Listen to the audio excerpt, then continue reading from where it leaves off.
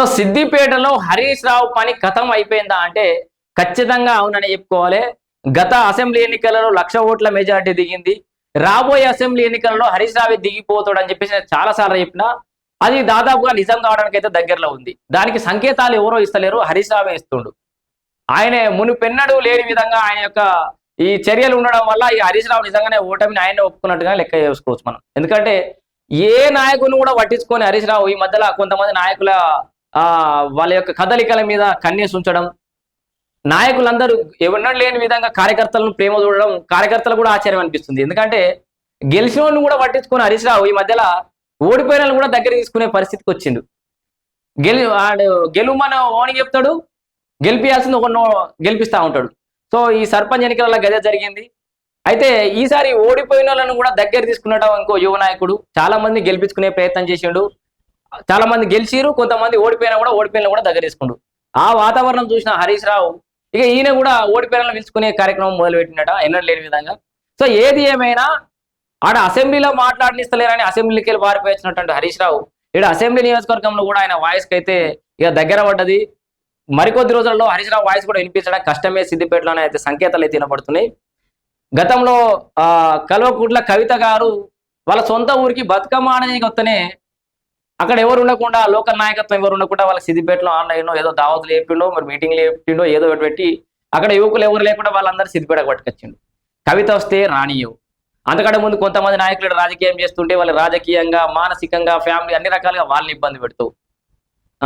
ఎవరు వచ్చినా కూడా రాజకీయంగా సిద్దిపేటలో ఏదో ఒకటి చేస్తున్నటువంటి పరిస్థితి చూస్తున్నాం. ఏది ఏమైనా నేను చాలాసార్లు నేను బయట కూడా సిద్దిపేటలో అక్కడిక్కడ చెప్తా ఉంటా, సిద్దిపేటలో ఆఖరికి ఒక రెడ్డి కూడా ఎమ్మెల్యే అయ్యే పరిస్థితి లేదు, రెడ్డిని కూడా ఎమ్మెల్యే కానిస్తలేడు ఆయన అని చెప్పేసి. కానీ ఆ పరిస్థితులు మెల్లమెల్లగా మారుతున్నాయి. వాస్తవానికి ఆయన అట్లా చేసుకుంటూ వచ్చిండు. మరి రెడ్డిలు కానీ బీసీలు కానీ అందరు జాగృతమై ఈసారి ఏకతాటి మీదకి వచ్చి ఈ రావు యొక్క రాజకీయాన్ని మరి 20 ఏళ్ల నుంచి పైగా కూడా వాళ్ళు వెళ్తున్నటువంటి పరిస్థితి. మరి ఆ పీఠాన్ని దించుతారా ఏం చేస్తారని అయితే ఎదురు చూద్దాం. ఇంకా కొంచెం సమయం ఉంది కాబట్టి ఈ 2-3 ఏళ్లలో ఆయనే ఇప్పటికే చాలా వరకు కిందికి పడిపోతూ ఉన్నాడు. లాస్ట్ టైం 1,00,000 ఓట్ల మెజారిటీ పోయింది. ఈసారి లక్ష్యం హరీష్ రావు ఓడిపోవడం అని చెప్పేసి కూడా చాలా మంది పనిచేస్తున్నటువంటి పరిస్థితి. ఇక్కడ ఇదంతా ఎందుకు చెప్పినా అంటే ఈ యొక్క యువ నాయకుడు వంగ రాజేశ్వర్ రెడ్డి ఆయనకు సంబంధించిన ఫ్లెక్సీలను చింపేసిండట. సింపుల్, వంగ రాజేశ్వర్ రెడ్డి కావచ్చు, పోతరాజు రమేష్ కావచ్చు, ఇంకొకరు కావచ్చు. సిద్దిపేటలో ఫ్లెక్సీలు కట్టించుకునే స్వేచ్ఛ లేదా? ఫ్లెక్సీలు ఎందుకు చెప్తున్నావు? ఫ్లెక్సీలు చెప్పంగానే ఇక భయపడిపోయి ఇది వద్దు, ఇక వంగ రాజేశ్వర రెడ్డి వద్దు, కవిత వద్దు, రమేష్ పోతరాజు మన ఎవరికి చేయగొట్టద్దు, హరీష్ రావుకే చేయగొట్టాలని భయపడి ఉరుకొస్తారు అనే దగ్గరికి. ఇంత దిగజారిపోయి నీచ రాజకీయాలు అవసరమా? ఫ్లెక్సీలు కట్టుకునే స్వేచ్ఛ, స్పీచ్లు ఇచ్చుకునే స్వేచ్ఛ, ప్రశ్నించే స్వేచ్ఛ సిద్దిపేటలో లేదా? ఉండొద్దా? ఎవరైనా పోటీ చేయొచ్చు సిద్దిపేటలో. ఈసారి నెక్స్ట్ అసెంబ్లీ ఎన్నికల్లో పెద్ద ఎత్తున బీసీలు కూడా పోటీ చేయబోతున్నారు.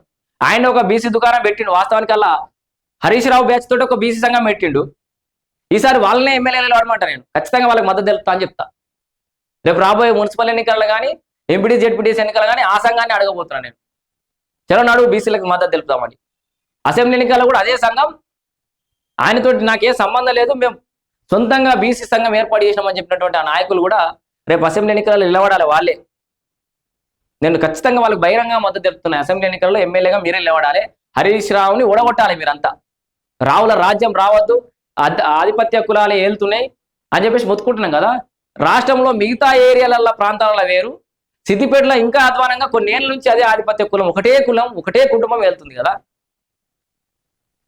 కనీసం సిద్దిపేటలో ఒక రెడ్డి ఎమ్మెల్యే అవుతాడా? బీసీల బలంగా ఉన్నటువంటి సామాజిక వర్గాలంటే ముదిరాజుల నుంచి ఎమ్మెల్యే అయ్యేటట్టుండా?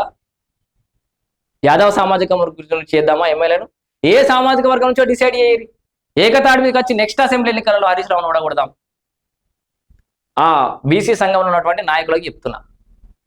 ఇక మీకు దాని గురించి మళ్ళీ డీటెయిల్గా నేను పోను. కానీ ఏది ఏమైనా ఫ్లెక్సీలు కట్టుకునే పరిస్థితి, ఒక నాయకుడు వస్తే అభిమానం దాటుకునే పరిస్థితి సిద్దిపేట నియోజకవర్గంలో ఎందుకు లేదు? నువ్వు ఫ్లెక్సీలు నాపుతావు కావచ్చు, మాట్లాడి కూడా చేస్తావు కావచ్చు. మొన్న ఏమైంది అసెంబ్లీ ఎన్నికల్లో చూసిరు కదా. సో ఈ ఒక్క అసంతృప్తి లోపల పట్టుకొని నెక్స్ట్ 2028 అయితే 29 అయితే ఆ ఎన్నికలు సంవత్సరం అటు ఇటుగా ఆ ఎన్నికల్లో మాత్రం ఖచ్చితంగా సిద్దిపేట చరిత్రను అయితే మారబోతోంది. సిద్దిపేటలో అయితే ఖచ్చితంగా ఎమ్మెల్యే మారబోతుంది. ఈయన ఎమ్మెల్యే అవుతాడు అనేది నేను చెప్పలేను, కానీ ఎవరో ఒకరైతే బలంగా నిలబడి సిద్దిపేట నియోజకవర్గ ప్రజలకు అందుబాటులో ఏ నాయకుడు ఉన్నా కూడా నెక్స్ట్ అసెంబ్లీలో ఎన్నికలలో ఆ కొత్త నాయకత్వాన్ని కోరుకునే పరిస్థితుల్లో తెలంగాణ సిద్దిపేట సమాజం అయితే ఉంది. కొత్త వ్యక్తి ఎవరు వచ్చినా కూడా సిద్దిపేట ఓటర్ మహాశైలందరూ కూడా కొత్త వ్యక్తి కోటేసి గెలిపించుకునే పరిస్థితులు అయితే ఉన్నారు. హరీష్ రావును గెలిపించే పరిస్థితులు అయితే ఖచ్చితంగా లేరనేది ఈ సందర్భంగా చెప్తున్నా. ఇక ఫ్లెక్సీలు కట్టి చెప్తే ఆడ పెద్ద ఎత్తున డిస్కషన్ అయినటువంటి పరిస్థితి.